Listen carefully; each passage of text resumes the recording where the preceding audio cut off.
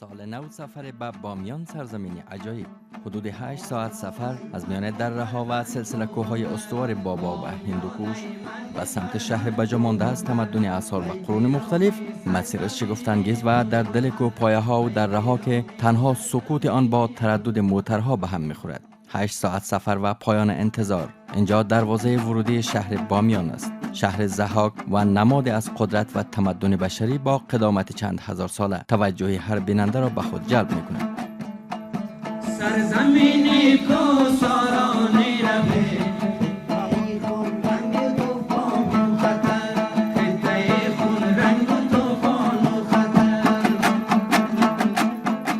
هرچند حوادث طبیعی و غیر طبیعی آسیب‌های جدی بر بدنه این شهر وارد کرده، اما دیوارهای ضخیم و قطور این شهر تاریخی هنوز هم بر فرش کوه چند صد متری خودنمایی می‌کند. هر توریست و بیننده قبل از ورود به بامیان ناگزیر بر منظره دلانگیز و قدرت انسان‌های ساکن این شهر خیره می‌شود. بیش از 20 کیلومتر مانده به شهر بامیان، دره زیبای بامیان از میان درختان جوان و میراث‌های فرهنگی و تاریخی در دل کوه‌ها از همان لحظات ورود سوالات زیاد در ذهن هر انسان خلق می‌کند. ادامه سفر به سمت بازار بامیان، بازار کوچک و نه چندان شلوغ. پرسیدیم، گفتند مردم رفتند تا برای سال نو آمادگی گیرند. همه جا ساکت و آرام، هوای پاک و دیدنی، تپه مشرف به تندیس‌های بودا و شهر غلغله با تندیسی از استاد عبدالعلی مزاری تصویری از یک شهر با عظمت و تاریخی را به نمایش می‌گذارد. آره، سکوت شهر با پیام سال 1390 خورشیدی در هم میشکند.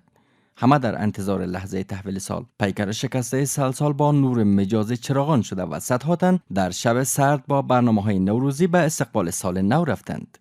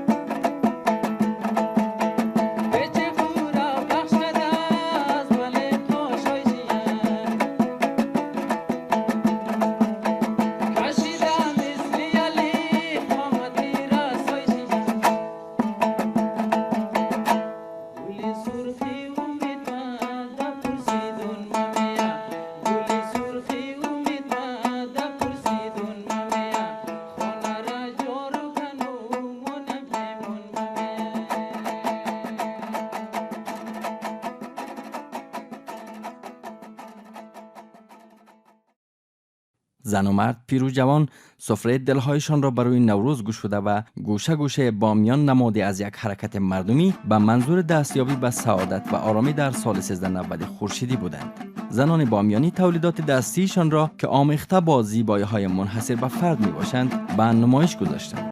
یکدیگر از بی‌نظیرترین برنامه‌های نوروزی در بامیان که مردم کمتر با نام آن آشنایی دارند، اسکی روی برف در دامنه کوههای سفیدپوش بابا بودند. حرکت، لغزش، پرتاب، همه بر هر چه زیبا اجرا شدن این ورزش افزودند. هرچند اسکی نه تنها در بامیان بلکه در افغانستان سابقه نداشته و اینکه به چه منظور این ورزش در بامیان راه اندازی شده، مسئولان اکوتوریسم میگوید بامیان جاذبه‌های توریستی بی‌نظیر دارند، اما معمولاً توریستان و سیاحان در فصل بهار و تابستان به بامیان میآیند. و بهار آنان زمستان بامیان مناسب ترین بستر برای اسکی که علاقمندان فراوان جهانی دارند میباشد و رونق یافتن این ورزش کمک میکند تا در فصل سرد زمستان بامیان خالی از توریستان و سیاحان نباشد. بامیان تا هنوز یک مقصدی، یک فصله بوده برای سیاحین افغانستان و بیرون از افغانستان که در تابستان مردم می آمدند در بامیان.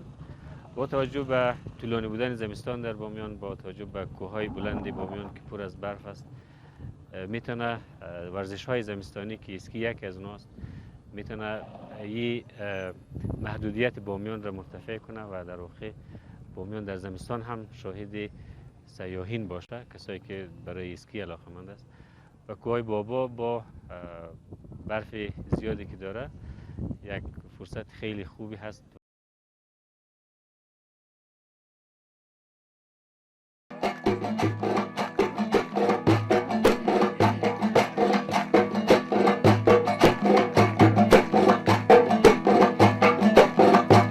بهار از رو رسید، بهار از رو رسید و لاله سزد، شقای خیمه در کوه و کمر زد. بهار از رو رسید و لاله سزد، شقای خیمه در کوه و کمر زد.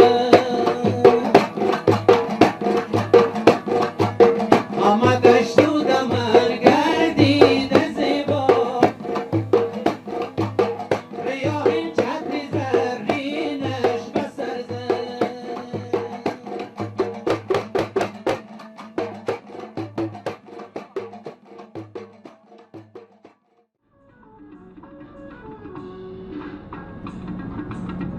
چو پاداری براده هست به جنبان، چو پاداری براده هست به جنبان، تو را بی دست و پایی مصلحت نیست، تو را بی دست و پایی مصلحت نیست، ز همراهان جدایی مصلحت نیست، سفر به روشنایی مصلحت نیست.